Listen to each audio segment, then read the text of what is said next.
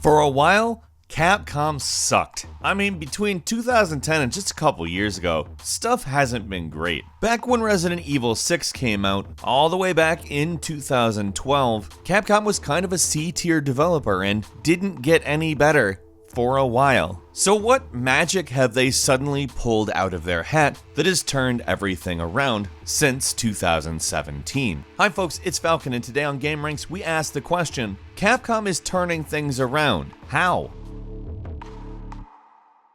First, let's talk history. In 2012, Resident Evil 6 came out. As of this recording, its Metacritic score on PlayStation 3 and 4, Xbox 360, and Xbox One, as well as PC, ranges between 60% at the lowest to 74% at the highest. I've seen people say they absolutely hate it, and I've seen people say they absolutely love it, but those are not good averages for a mainline installment in one of gaming's traditionally biggest series. And whatever affected what they were doing in Resident Evil 6 also affected pretty much everything else. In 2013, they released a ton of games, including the Japan-only mobile pachinko slot game, Pai Chi Slot Biohazard 5, which is basically a Resident Evil slot machine. Their releases peaked out at 75 for the year, as far as Metacritic goes. 2014, there were almost no releases, 3 games in total, and 77 was their highest score. 2015 saw the Resident Evil 1 HD kinda remaster, kinda remake, which by the way,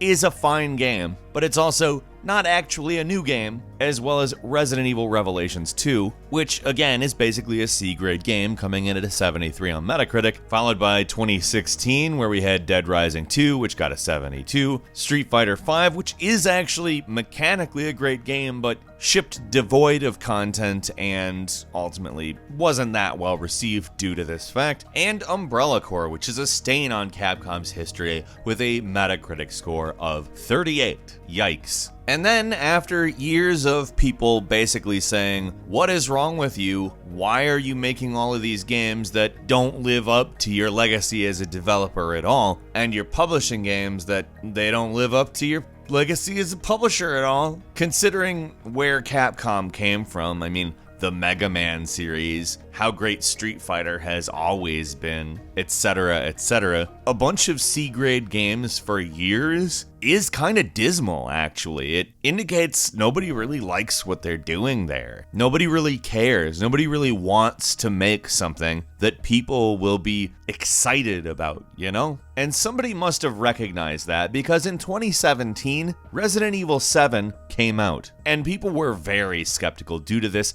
years-long stretch of mediocre games. But as of this recording, the Metacritic score of Resident Evil 7 is an 86, which is a mid-B, but it actually had a pretty vocal amount of people who reviewed this game saying it was amazing. And it is. I think the fact that it was the first game that they'd done in a long time that was good, and that people were still skeptical of how good they could do beyond Resident Evil 7, actually hampered the score a little bit, and I think it would be a little bit higher if it came out today. Yes, I am saying I think that the perception Capcom made for itself over the several year lead up to Resident Evil 7 hurt Resident Evil 7, which is actually a fantastic game. But that skepticism was essentially unfounded on account most of what they've released since then, if not all that they have released since then, is frankly great. Mega Man 11 last year, I thoroughly enjoyed. I was fortunate enough to be able to do our game ranks before you buy for it, and it was really good. I am still playing it from time to time. It is that good. Monster Hunter World, similarly, a sterling game. And it was in 2018 that Capcom posted record profits, growing 92%. Interestingly enough, in 2018, Capcom was also the highest rated publisher on Metacritic, having all of their releases coming in as pretty high quality. So the real question then is why? Well, interestingly enough, the years I've described were actually the tail end of their problems. In 2010, Capcom had their profits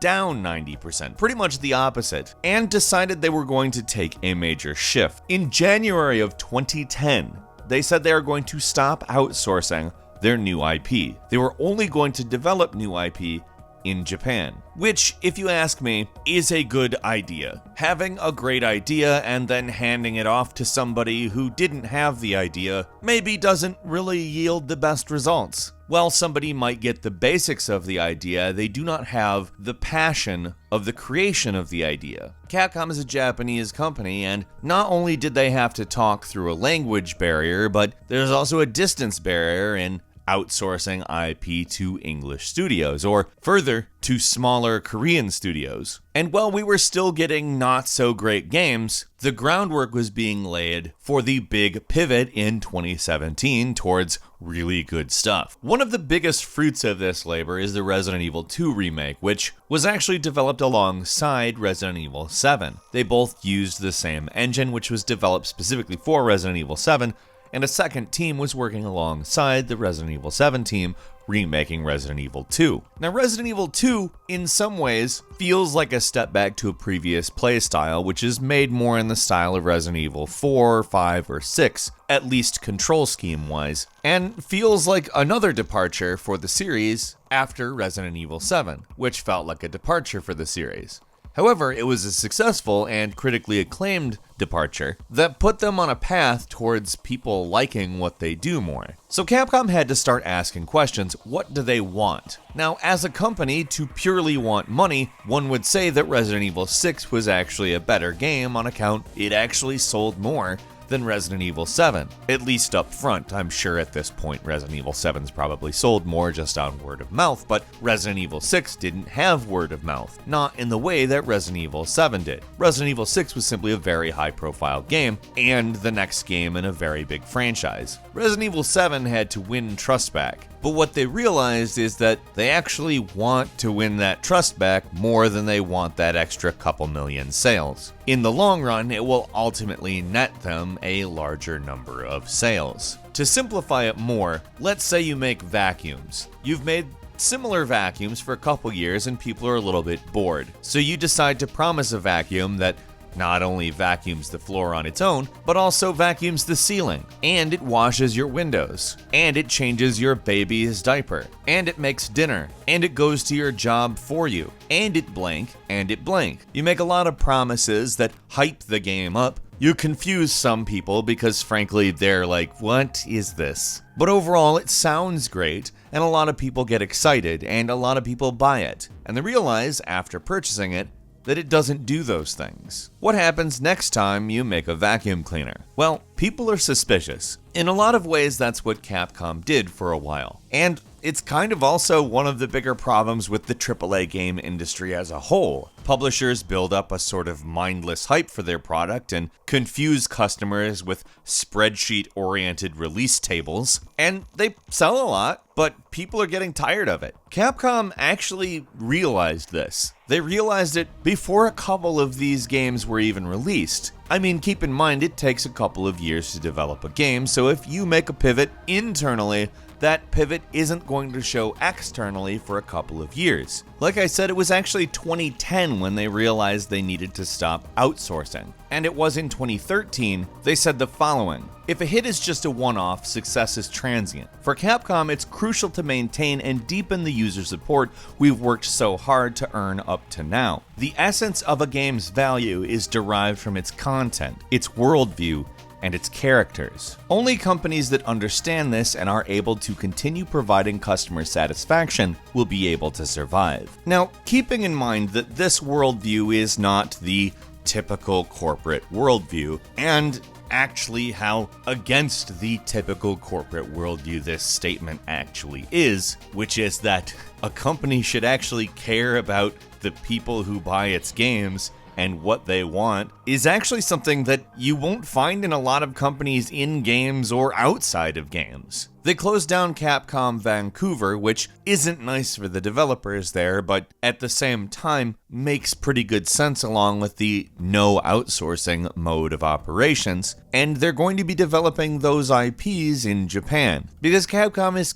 kind of a Japanese developer, and part of the reason people like their games is all of the sensibilities present in the games. Capcom's been around for a very long time, and the more Western it got, the less people liked it. And that doesn't just go for content, it goes for business models as well. Now, that's not to say Street Fighter V hasn't had some shenanigans present. The very Western idea of putting ads in a game that you have already paid for by injecting sponsored content into Street Fighter V didn't make people happy. That was kind of the, hey look, they're doing the thing that we're mad about with everyone. They're doing it too moment. But they realized how much of a gaffe it was to put ads into a fighting game that people already paid for and took them out. So, while it's definitely not a perfect developer by any means, it shows they are listening to their customers and they are trying. At least on some level, they're trying. And the results are things like the Resident Evil remake, or even the very, very recent and very, very good Devil May Cry 5. Honestly, for any Capcom fan, where we are now is pretty exciting, because where we were just a few years ago really wasn't. How happy are you that everything's turned around to Capcom, seemingly? I'm quite happy, but leave us a comment, let us know what you think, and click like